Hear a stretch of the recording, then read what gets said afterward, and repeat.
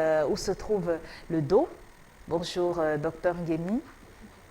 Bonjour à tous les téléspectateurs de la télévision du monde ce matin. Vous allez bien? Par la grâce de Dieu, ça commence à aller.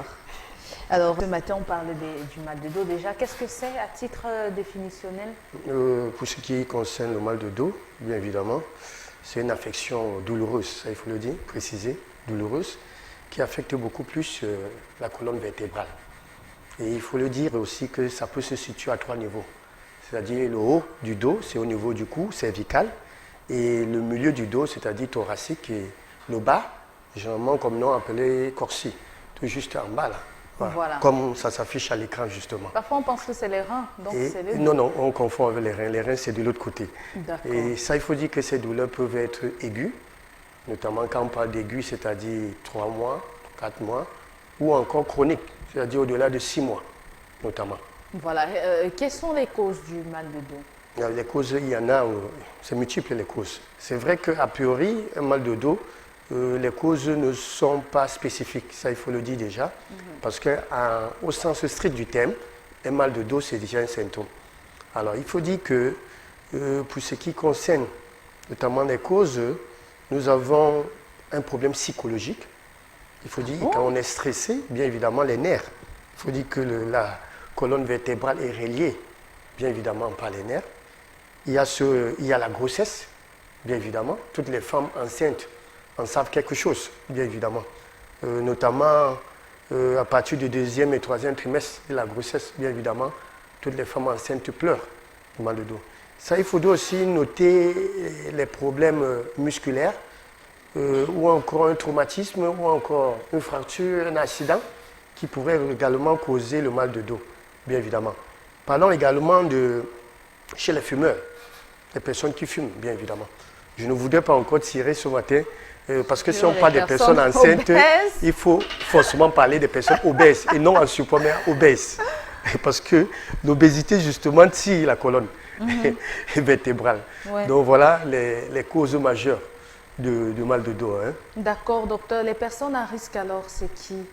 Bon, les personnes à risque, il faut dire que, vous avez dit tout à l'heure, à l'introduction, tout le monde déjà, non, et a pu avoir un jour le mal de dos. Ça, il faut le dire. Soit à cause de mauvaises postures, c'est-à-dire une station prolongée, c'est-à-dire debout, ou assis également.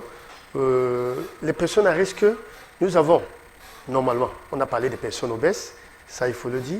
Nous avons des fumeurs. Bien évidemment, certaines recherches ont justement révélé que des fumeurs, à long terme, avaient des problèmes de mal de dos. Parlons également des personnes âgées. Vous savez, plus on prend de l'âge, plus les organes également s'affaiblissent. Il y a ça, mais ça ne voudrait pas autant dire que les jeunes ne souffrent pas de mal de dos. Il y en a plusieurs d'ailleurs. Nous avons également, bien évidemment, les maladies qui peuvent aussi causer, notamment les problèmes de mal de dos. En parlant des personnes aussi à risque, nous avons justement des personnes. J'ai parlé, je crois qu'obèse, non? Je crois que j'ai parlé de ça. Voilà. Et puis, les différents maux de dos sont lesquels? Parce qu'apparemment, il y a... Justement, parce que quand on parle de mal de dos, on a comme l'impression de confondre tout. Et il faut dire que c'est une maladie, une affection rhumatologique. C'est-à-dire, le spécialiste en charge de problèmes de dos, c'est le rhumatologue, bien évidemment. Après une consultation, le médecin, s'il ne peut pas vous prendre en charge, il vous envoie voir le spécialiste qui est le rhumatologue. Et à partir de cela, il va pouvoir déceler de quel type de mal de dos vous êtes sujet. Alors, notamment, nous avons l'hernie discale, nous avons la lombalgie, bien évidemment, qui fait partie du mal de dos. Nous avons justement le sciatique. Ce sciatique-là, parfois, qui peut affecter les membres, c'est-à-dire qui descend là. Nous avons également les arthroses. Vous avez entendu parler des arthroses. Et également une discopathie dégénérative, c'est-à-dire une discopathie qui attaque les disques des vertèbres. Et ça les altère au fil du temps. Justement, ça les altère et ça provoque des douleurs, c'est des inflammations, bien évidemment. Nous avons aussi ce qu'on appelle les tassements vertébraux. Et enfin, nous avons des maladies, c'est-à-dire congénitales, une malformation congénitale des vertèbres, bien évidemment. D'accord, ok. Et quels sont donc les Donc, toujours est-il dit, il faudra connaître son mal, la cause de son mal et quel type de mal de dos vous avez pour pouvoir traiter. Bon, voilà. On peut quand même citer quelques modes de traitement. On sait qu'il y a des massages. Oui, justement, pour ce qui concerne beaucoup plus, c'est d'abord médicaments. Alors, les spécialistes, certainement, vous mettraient sur des médicaments. Ça peut être les anti-inflammatoires, des antalgiques fortes. Ça dépendra de la cause et de l'intensité de votre douleur. Nous avons également L'acupuncture. L'acupuncture également, bien évidemment. Oui, ça fait partie des traitements. docteur. Ça, c'est des petites aiguilles qu'on met sur le dos et tout. Ça, c'est efficace. Il faudrait également parler des exercices. Là, notamment, il faudra rencontrer des kinés.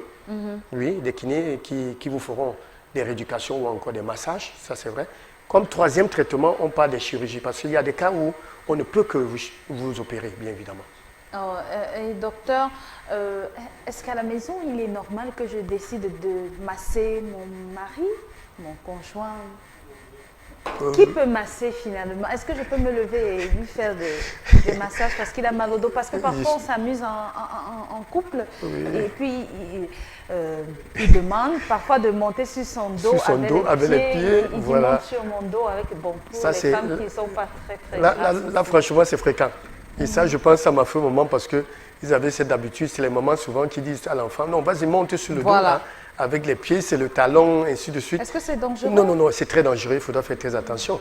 Il y a même certains coachs dans les salles de gym qui s'aventurent à faire ce genre de gestes.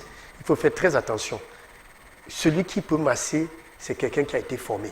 Soit un massothérapeute, bien évidemment, qui s'y connaît, mais notamment un kinésithérapeute ou bien un physiothérapeute. Et là, il doit masser, bien évidemment, sur prescription du rhumatologue.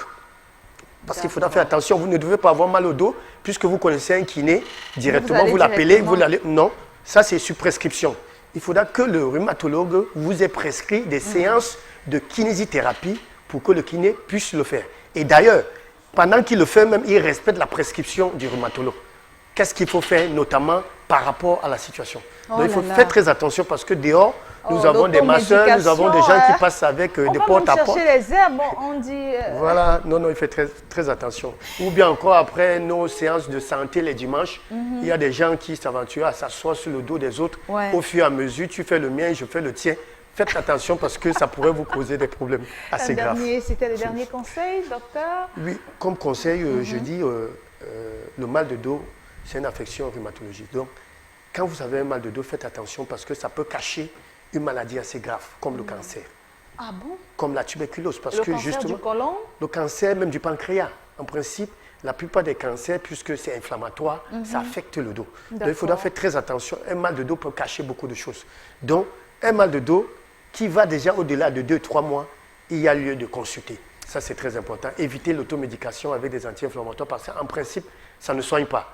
Si oui, calmer les douleurs. Voilà. Je voulais vous demander aussi, docteur, rapidement pour sortir, est-ce qu'il y a des aliments qu'il faut manger quand on a mal au dos ou alors qu'il faut éviter? Bien évidemment. Quand on a le problème de mal de dos, là, il s'agit des inflammations. Alors, il s'agit des inflammations. Ce qu'il y a lieu d'éviter, c'est d'éviter tout ce qui irrite, tout ce qui amplifie l'inflammation plus dans l'organisme, notamment des aliments acides. Nous avons parlé ici déjà. La viande, charcuterie, la farine. La farine est acide. Donc il faudrait éviter et consommer beaucoup plus des aliments alcalins, c'est-à-dire des fruits et des légumes. Ça c'est important. Et éviter les épices parce que ça irrite également. Voilà des choses qu'il faut éviter quand vous avez des problèmes, notamment que ce soit arthrosique, le mal de dos en général. Voilà. Et boire beaucoup d'eau. Ça c'est important. Et bien évidemment, il faut aussi faire le sport, mais savoir quel type de sport il faut faire, notamment. Merci beaucoup, Dr Ngemi. Excellente journée. On se retrouve lundi prochain pour le même exercice par la grâce de Dieu.